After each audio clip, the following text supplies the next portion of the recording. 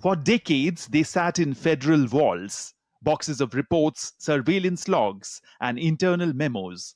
Now, more than 240,000 pages of files tied to the assassination of Dr. Martin Luther King Jr.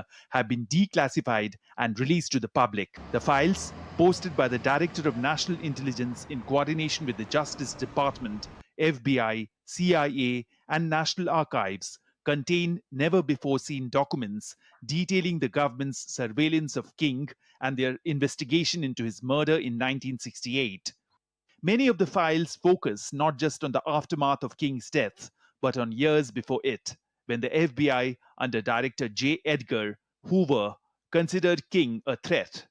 They launched a wide reaching and deeply invasive campaign to monitor and discredit him, using wiretaps, informants, and even planted misinformation. King, a Nobel Peace Prize winner, was increasingly vocal in the years leading up to his death, not only about racial justice, but also about poverty, labor rights, and the Vietnam War. That expansion of focus put him squarely in the crosshairs of political leaders and intelligence agencies alike. He was assassinated in Memphis, Tennessee on April 4th, 1968, while supporting striking sanitation workers. James Earl Ray, a fugitive at the time, pleaded guilty to the murder but later recanted, claiming he was set up. He maintained his innocence until his death in 1998. The files do not offer definitive new conclusions about who was responsible, but their release has reignited debate about Ray's role and whether a broader conspiracy was involved. In 1999, a civil jury found that King was the victim of a conspiracy involving multiple actors, including government agencies.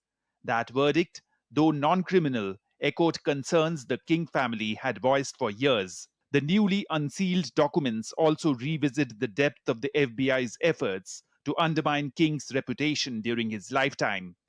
Memos detail surveillance in his hotel rooms, attempts to sow distrust among his allies, and efforts to paint him as a subversive figure.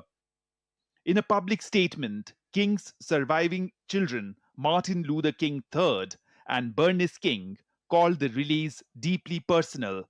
They asked that the files be approached with empathy and historical awareness, not weaponized to distort their father's legacy.